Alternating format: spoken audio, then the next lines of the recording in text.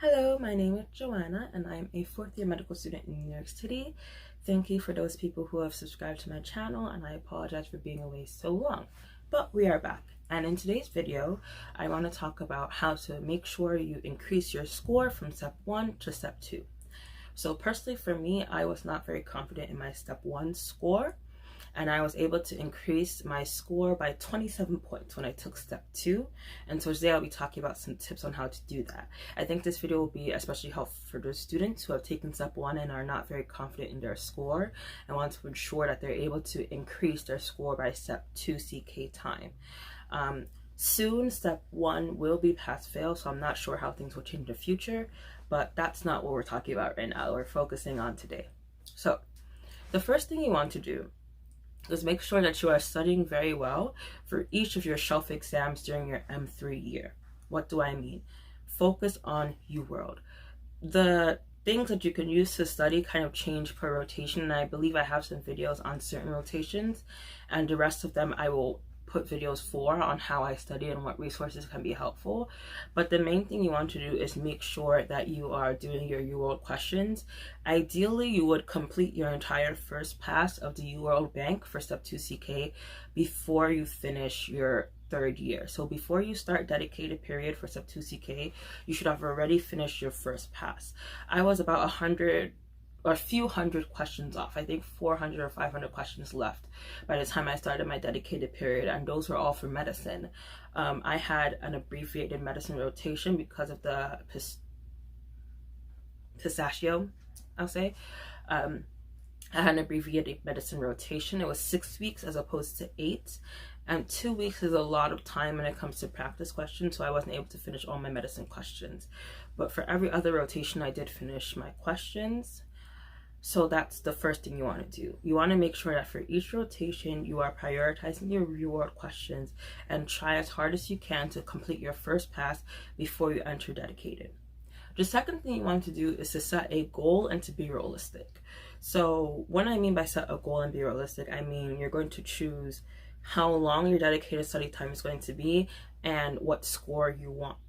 So I was technically 3 points off from my goal score. I wanted to jump 30 points, but I gave myself 2 weeks for dedicated. So I knew that if I was within like 5 below or 5 above that 30 points, I would be fine. I would be okay with it.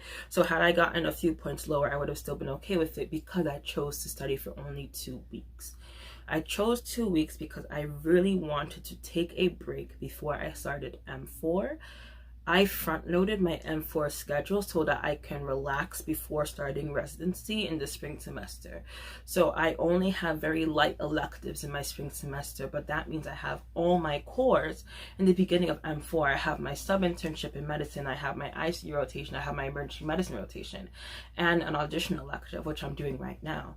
So because I front-loaded my M4 year, I knew that I had to prioritize mental health and taking a break before I start that, or it was all going to just be horrible for me.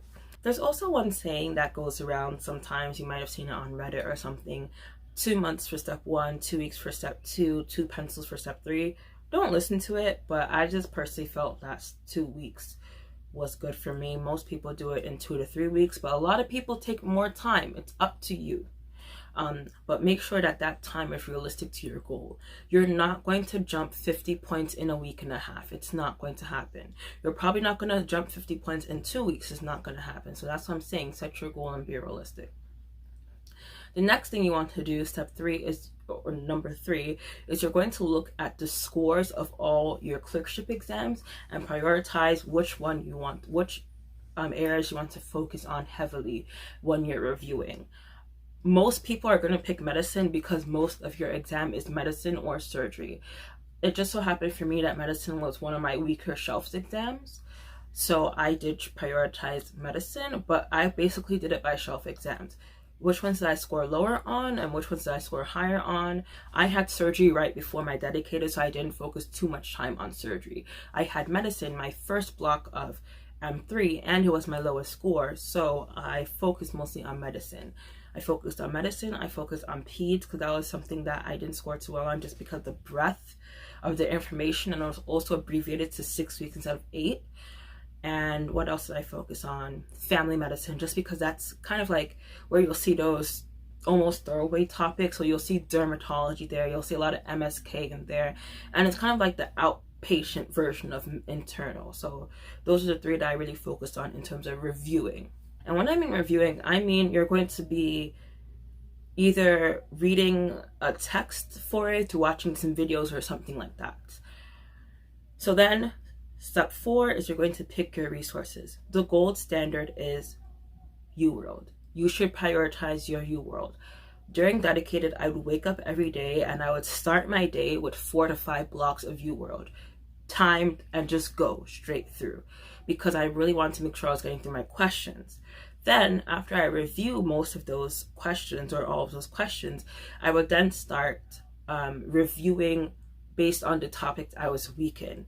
So when I was reviewing, I would either read some UWorld explanations, I would listen to Divine Intervention.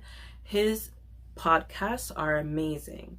So I would listen to Divine Intervention, or if I had a specific thing that I wanted to review. So if I wanted to review internal medicine, I would watch his shelf review, which would help me figure out those things I was missing, or I would read through his slides for the shelf reviews.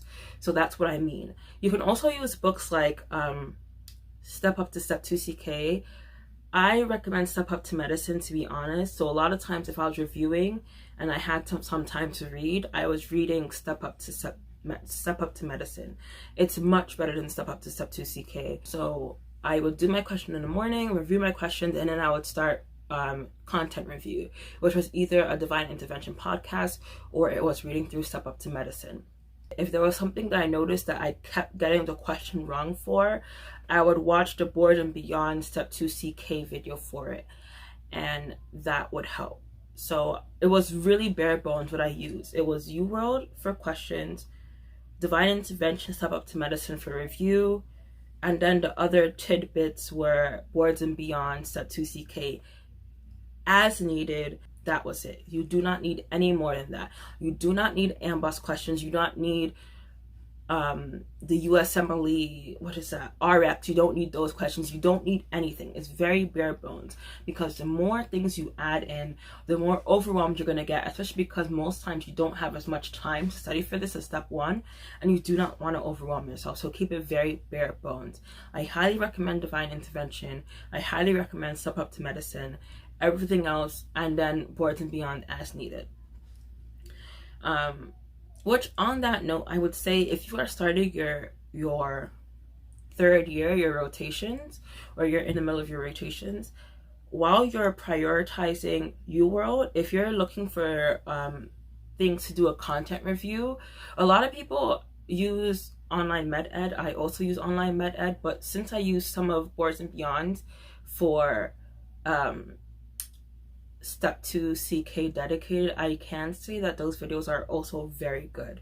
If you're someone who really likes Boards and Beyond for Step 1, I would say you can watch Boards and Beyond for Step 2, but not during dedicated. Watch all the videos, one pass of it, during your third year, and then you can use the videos as needed during dedicated. But do not try and watch all of Boards and Beyond during dedicated, because you're shooting yourself in the foot.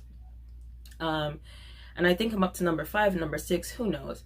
But my last tip, honestly, is not to do the MBMEs and stay away from full-length stims. You know, like during step 1, a lot of people would do a full-length stim.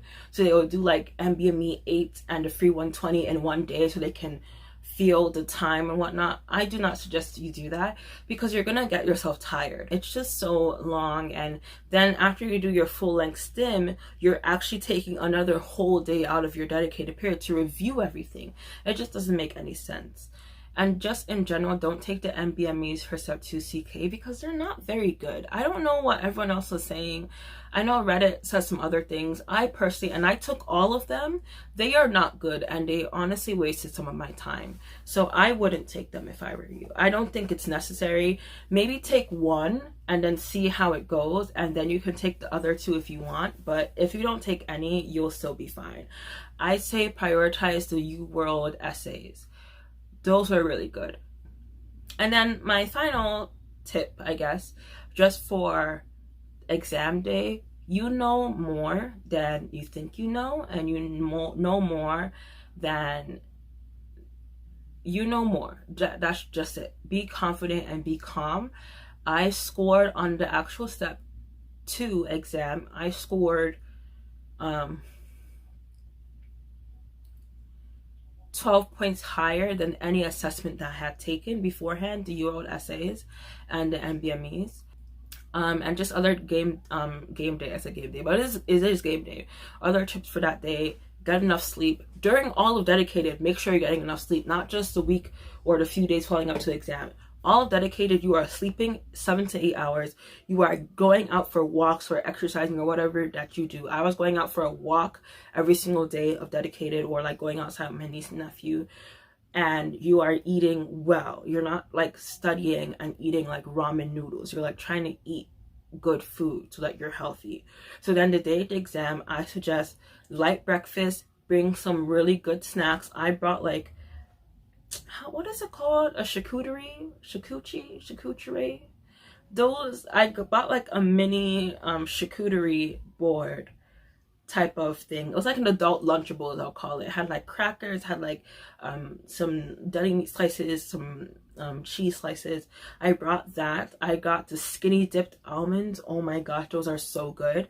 And I brought like a Built bar. I didn't bring like an actual lunch because I was like, if I eat and the itis hits, I will fall asleep in this exam.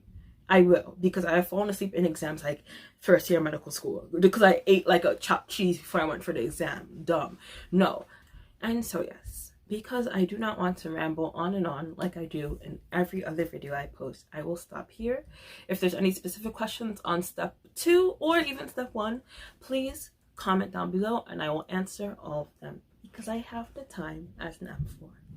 Okay. Bye guys.